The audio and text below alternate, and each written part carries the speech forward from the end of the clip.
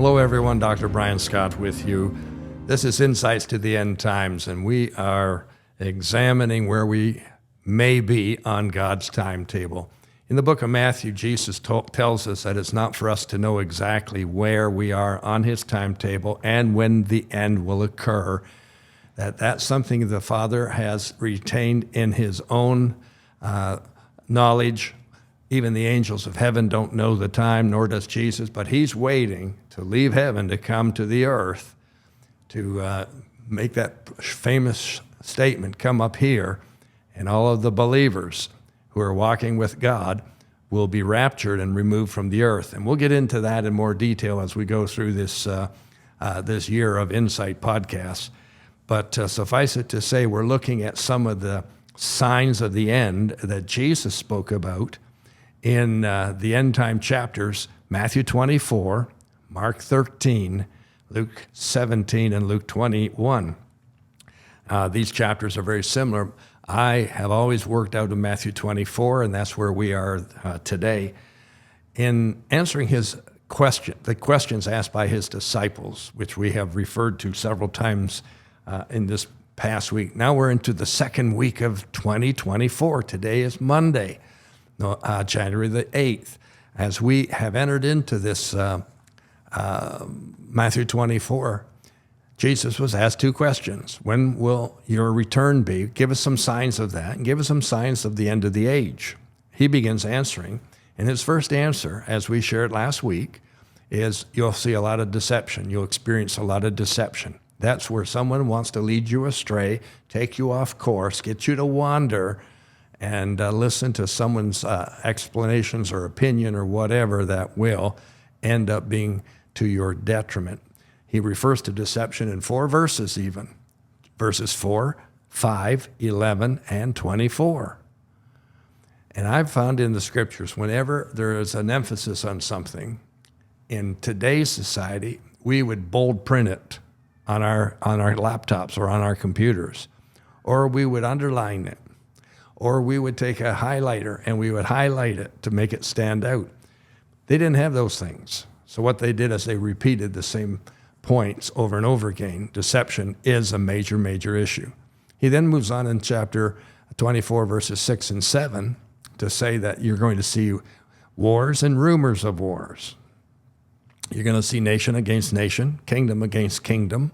You're going to see 3 other physical signs: famines, earthquakes, and pestilences. We've already looked at famines and earthquakes, and for the most part, what I shared with you in those podcast last week is that since we in North America, I'm in southern Ontario in Canada, but since we don't have famines and since we almost never have earthquakes, then those 2 references in Matthew 24, verse 7, carry little significance for us. But that's not to say they aren't extremely important. As we studied, famines are a massive problem worldwide. About 10% of the world's population is suffering from a massive food shortage. We also have seen where earthquakes are occurring at an unprecedented rate. Thousands and thousands of earthquakes in a week, just under 7,000 in the week leading up to January 2nd. On January 1st, Japan was hit with a 7.5 Richter scale earthquake, followed by 155 subsequent earthquakes. I think it's 20,000 or so that have, it's not quite that high. That was the earthquake of 2011. 20,000 people died in Japan from that 9.0 earthquake. Today I want to look at pestilence with you. And pestilence, we could define that as a pandemic or a plague. And once again, they don't occur with a great deal of frequency in North America until we got hit with 2 pandemics or 2 plagues that have occurred in this 20th and 21st century. Now, when I did a Wikipedia search, I found that they listed the pandemics or the plagues or the pestilences that resulted in over 1 million deaths. Number 1 was a bubonic plague that occurred, and it occurred back in 1346. It was known as the Black Death, and it had over 1 million people die in it. Then the more recent situation was the Spanish flu influenza that occurred in the 1918-20 time frame, just after the First World War. But since then, we've had 2 major pandemics or plagues. The HIV/AIDS plague started in the early 1980s and has resulted in over 43 million deaths. That's something that has occurred with a great frequency in North America. And then we just have come through the COVID pandemic from 2019 through to 2023, and that has resulted in massive deaths, possibly as many as 36 million. But we've had all kinds of other pandemics or plagues or pestilences, including measles and smallpox and influenzas, etc. Now, I want to suggest to you that we've had other pestilences that have attacked our society. We don't maybe call them into this category, but what about all the unborn children that have been sacrificed through abortion, numbering in the millions? North America problem, worldwide problem. What about the new area called euthanasia, or in Canada, it's called MAID, M-A-I-D, Medical Assistance in Dying. This is really euthanasia. And in Canada, it is a real problem. I say that it's a real problem in this respect.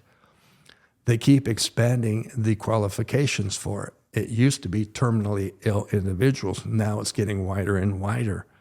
And we have suffered as many as 45,000 MAID deaths since the program began in 2016. Where's it going to end up? Is this a pestilence? Maybe it's not considered a pestilence. But I want to suggest to you that a pestilence, a pandemic, and a plague results in people dying. And these additional areas are things that have not always occurred, but they're occurring now. Let me close this session with a statement I pulled out of a 2021 report. It's called "The Dangerous New Pestilences Breaking Out All Over the Globe." Here's what it reads. Despite all of our advanced technology, humanity remains extremely vulnerable to outbreaks of disease, and many believe that the COVID pandemic is just the beginning.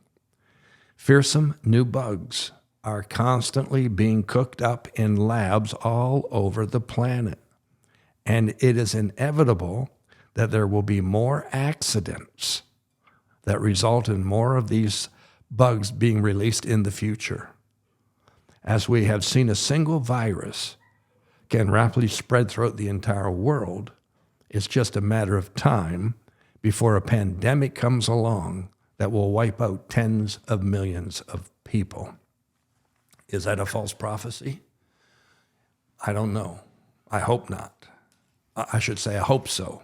I hope it's a false prophecy. I hope it doesn't come to pass.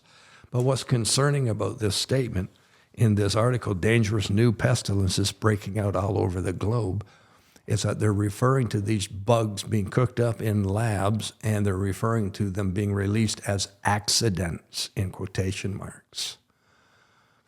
Jesus predicted this. He prophesied this. He indicated that this would be another sign of the end. So in addition to famines, in addition to earthquakes, we have pestilences, pandemics, and plagues. We have people who are dying, whether they want to or not, through programs that really haven't existed in the public forum before, but they are very, very prominent today. So we could go on and on about this, but suffice it to say, these are signs that Jesus brought to our attention in Matthew chapter 24, and we need to pay more attention. We didn't pay attention to the word famines or to earthquakes, but boy, the pestilence matter with COVID sure came to our attention. Tomorrow we're going to continue with the wars and rumors of wars and so on. Call you blessed.